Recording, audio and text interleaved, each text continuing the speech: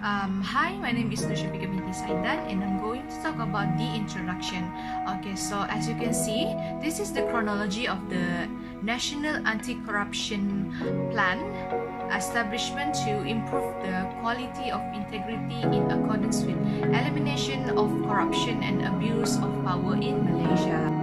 Okay, so let us look back at some of the key events leading up to this crucial moment of 9th of May 2018. So Malaysia has set up a special task force that will look into the possible criminal conduct of individuals involved in the management of State Fund 1 Malaysia Development Berhad, or known as 1MDB.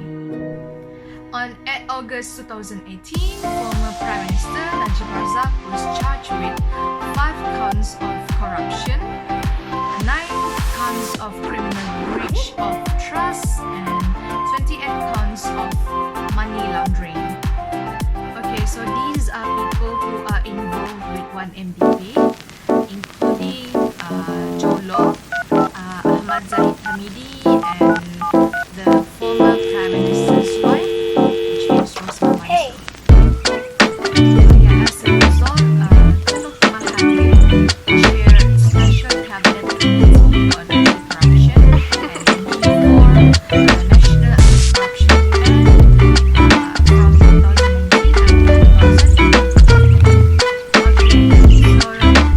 In the National Anti-Corruption Plan, there are 6 priority areas with 6 strategies. Okay, so the 6 priority areas, which is political governance, public sector administration, public procurement, legal and judicial, law enforcement, and last but not least, corporate governance. Assalamualaikum and hello. My name is Muhammad Nurul Azizi bin Nurul Azhar, and I'm going to present about the policy problems and main objective and the goals of the policy, which is in this context the National Anti-Corruption Plan under the National Security Policy. Okay, for the policy problems, there are 4 highlighted points. For the first one is the issues during the administration of Tun Dr. Mahathir bin Mohamad.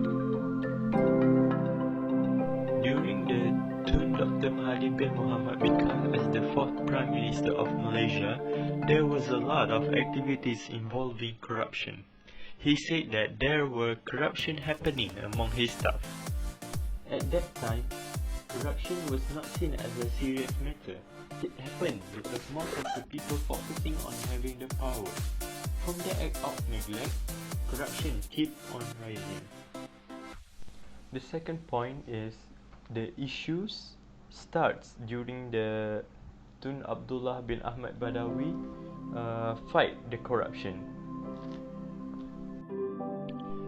When Tun Abdullah bin Ahmad Badawi appointed as the 5th Prime Minister of Malaysia, he focused on handling the corruption issues. One of his contributions was he did the investigation on those domestic problems that happened in the previous government and were behind the fall in popularity of his ruling party. Even with his contribution towards fighting the corruption, the push has created a great deal of panic and confusion in the corporate field.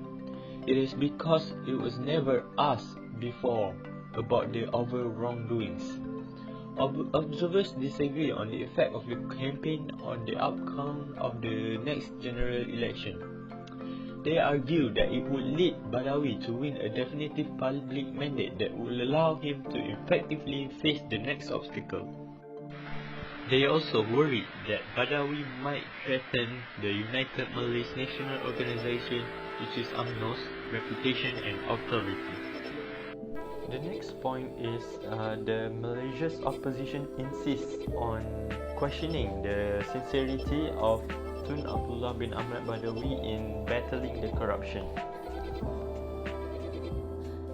When the government shocks them by reacting to any of their requests, Malaysia's opposition tried to defute Badawi's sincerity in battling corruption or reforming the police.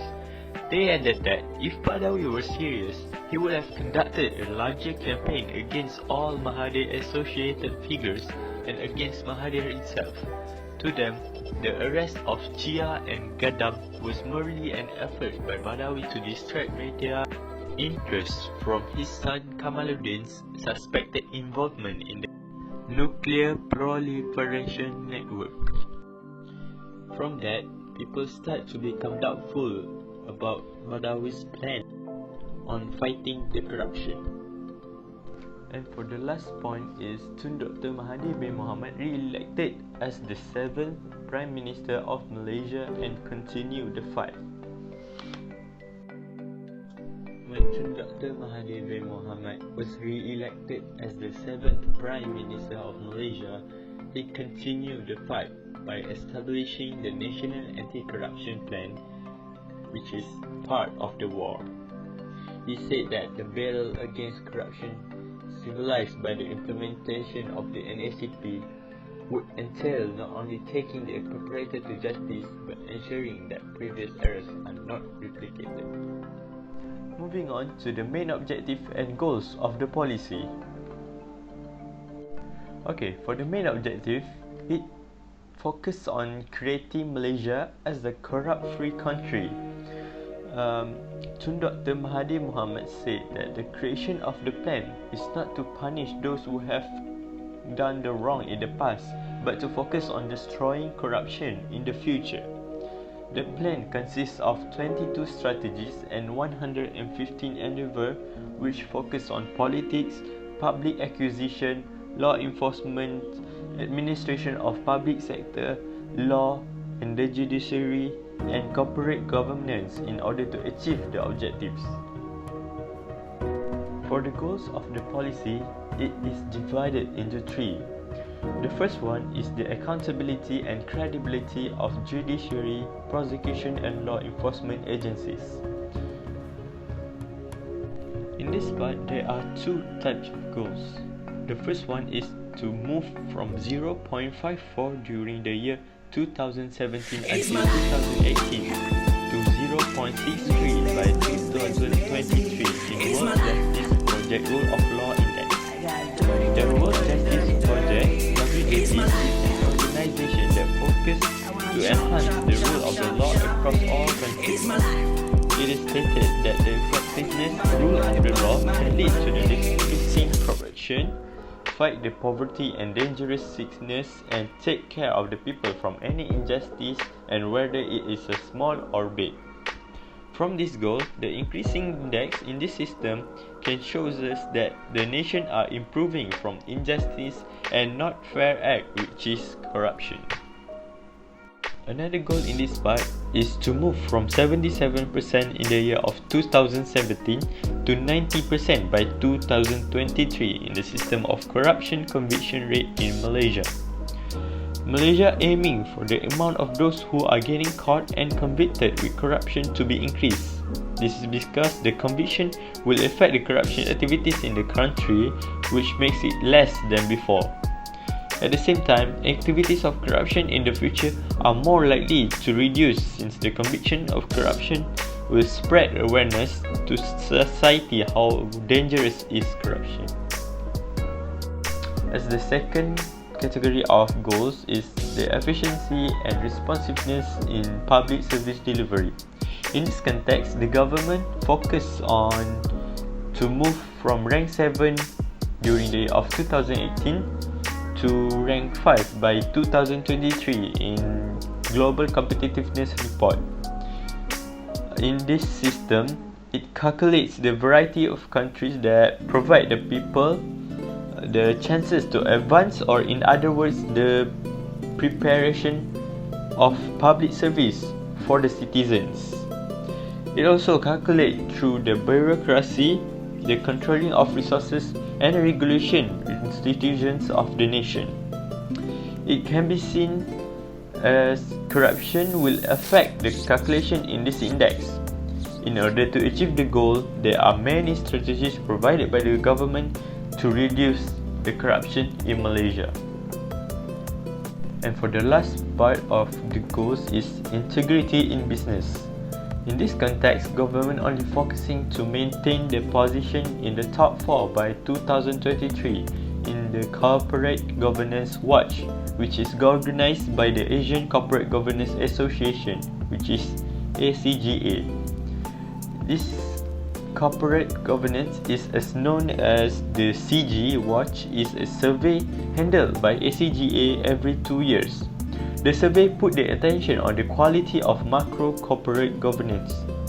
It is a non-profit organization that works with investors, companies, and regulations in implementation of effective corporate governance practices across Asia.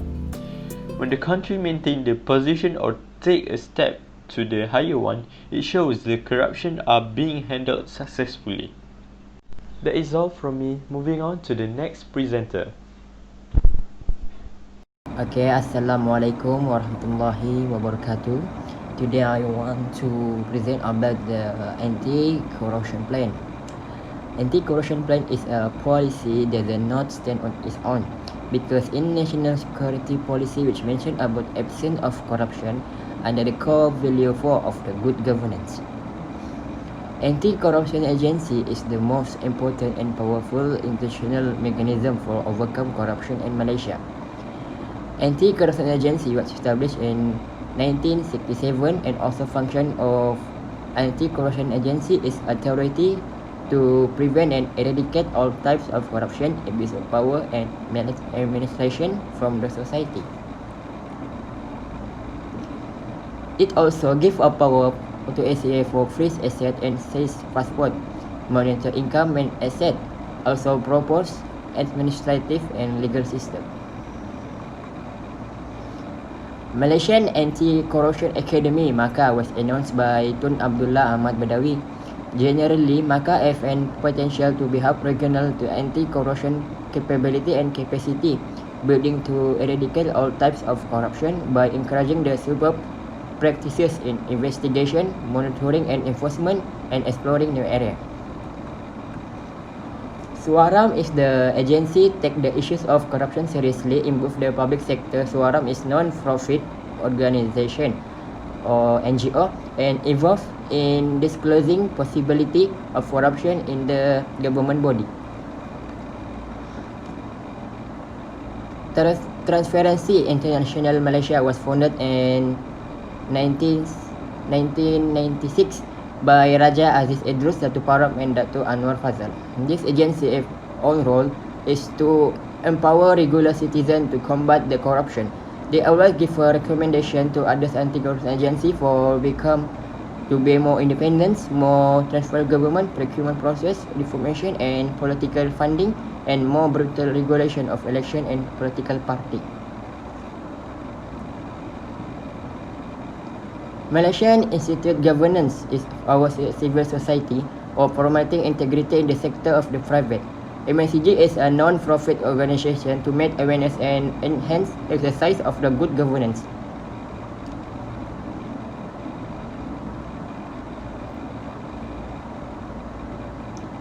The implementation of the strategy is gaining public support in social media. Facebook is very famous among the community. It provides the young and youth generation. It engage a large number of fans and becoming a super platform for interaction. It platform a very powerful mode of interactive communication and has a wide coverage. Besides that, MSCC also use YouTube as a platform to presenting the information of corruption initiative or knowledge. In YouTube, MSCC have speech, presentation and recording and other figure issues of the corruption. In NICP, the strategy is strengthening political integrity and accountability. The initiative is introduce a proper asset declaration system for the members of the administration.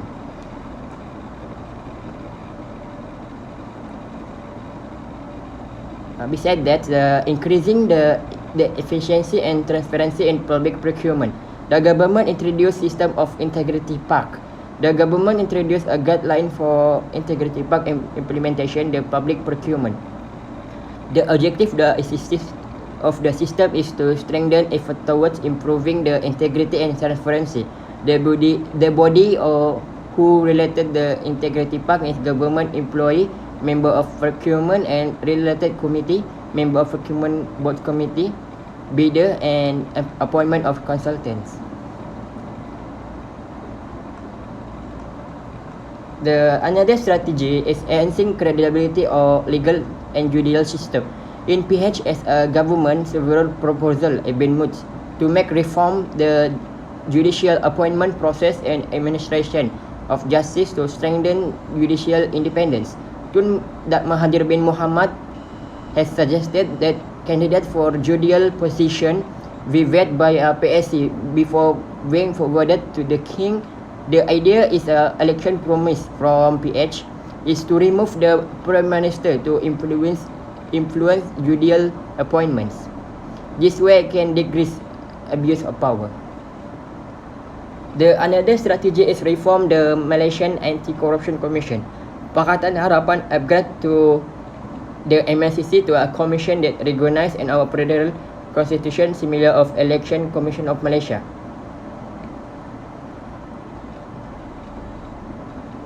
That's it for me, and enjoy for it. Okay, and now. Okay, Assalamualaikum. My name is Shan Badri, and I will be talking about strength. First of all, is educating the youngster generation of schools and other educational institutions aimed at inculcating noble and ethical values. Second is ACA also strive to encounter and make punishment who have commit a corrupt the element in society through investigation and prosecution. Other than that, ACA have been actively studying the law and procedure for enhancing the deterrence of its anti-corruption measure and identification of all type area of government activities for combat the corruption. Then that is defend our integrity and responsibility in administration, help to educate and prevent among the public officer, public service development, establish initiative in promoting and managing workplace value toward integrity, accountability and efficiently. And then that Ministry of Education, Malaysian Institute of Integrity and Malaysian Anti-Corruption Commission have initiative to revise the curriculum for pre-service. And other than that, public sector could actively use the social media to obtain fact and through discussion, make have authority to engage such social network in educating the public about combat the corruption. Lastly is Tun Abdullah was established the Malaysian Institution of Integrity and Framework for support our mechanism. Now it's for weakness. First of all, insufficient resource to fight back the corruption. With the limited resource, it will be insufficient mandate to fight against corruption. Secondly is leniency of sentencing. General punishment for any corruption-related offence in the Malaysian Anti-Corruption Commission Act 2009 will imprison for a term not exceedingly 20 years, and the previous Anti-Corruption Act 1997 provide imprisonment for a term of not less 14 days and not more 20 years. In other words, both MAC Act 2009 does not set minimum number of days in prison. This can be interpreted in such a way that the offender is unnecessary to serve a minimum jail term. Then that is the complaint from a civil servant for abuse of power, lack of public facilities and corruption and other inefficiency. Then that independence of legislation and enforcement body need to be strengthened and need to transform into independent entity with full power to execute their function. The MAC must be allowed to execute its function independently and efficiently without any political interference. Other than that is lack of monitoring and enforcement. Other than that is lack of leadership and political will. And lastly, Mecca's biggest challenge in 2020 was to prevail in the year of the public as being independent and professional in its effort to combat corruption. Now for opportunity. First of all, anti-corruption agency effort aim at building and strengthening anti-corruption infrastructure. Secondly, anti-corruption agency is authority to prevent and eradicate all type of corruption, such as abuse of power. Thirdly, is encouraging the supervised practice in investigation, monitoring, and enforcement, and exploring new areas. Thirdly, is ensuring better administrative monitoring, and the department and all agency under it prioritize integrity, accountability, and Islamic administration. Other than that, improve the facility for public to easy civil servant to lodge their complaint. Moreover, KKM believe when signed from corruption-free pledge, it can strengthening integrity and practice corruption-free among nurse, doctor, and staff. And moreover, fighting the corruption and become corrupt-free nation that can be promote transparency, accountability, and integrity culture in every Malaysia.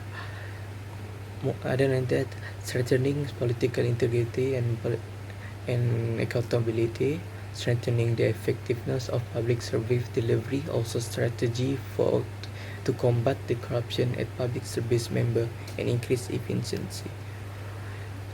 Lastly is enhance the good government.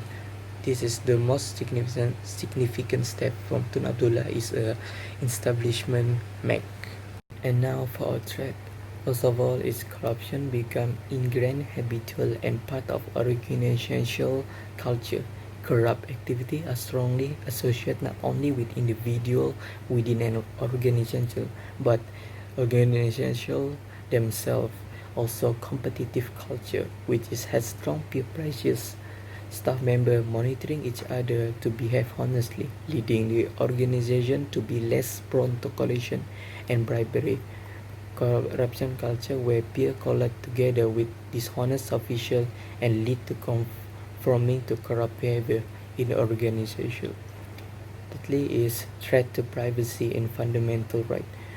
The law have not keep up with technology, so it will give us small gap that give opportunity to someone into the privacy. Thirdly is interference by invisible hand. And moreover, is good government is regarded as a mockery. This will be problem to government if their policy are regarded as a mockery because they're losing people trust. Lastly, monitoring and enforcement are seen ineffectively due to poor government. Assalamualaikum, my name is Sukira Binti Jamal. Today I am going to talk about recommendation for anti-corruption. Strengthening the enforcement of law. Among the efforts to tackle corruption is to strengthen legal action. More efficient action have been taken by the government so that corrupt practices among the civil service can be eradicated from the deep roots. This is to ensure that the offender will think twice before committing corruption. Severe punishment should be imposed on corruption offenders so that they are willing to commit corrupt practices later on. The existing laws, namely imprisonment and fines, may not be heavy enough for an act of corruption involving large sums of money. Thus, the mandatory prison sentence with a longer term plus whipping is deemed appropriate. The enacted law must be strictly enforced regardless of degree. In addition, the definition of corruption also needs to be refined so that no party escapes the action only due to the existence of weaknesses in the law. Boosting self-esteem. In the long term, awareness of the abomination of corruption must be nurtured in society because it is due to the lack of identity of the perpetrators of corruption. Society should be nurtured with honesty and trust in carrying out duties because this practice is an important noble practice to maintain good humanitarian relations. This situation can further create the well-being of a country. This personal weakness may be due to one's lack of religious and moral education. In this context, education, especially religious education, plays a very important role. Improving the quality of governance. Weaknesses in the leadership and management of such organizations make this symptom difficult to overcome because rampant corruption can weaken the people's trust in government authority, especially if the individual involved is a government employee. Inefficient and weak leadership result in less supervision and monitoring of civil service employees.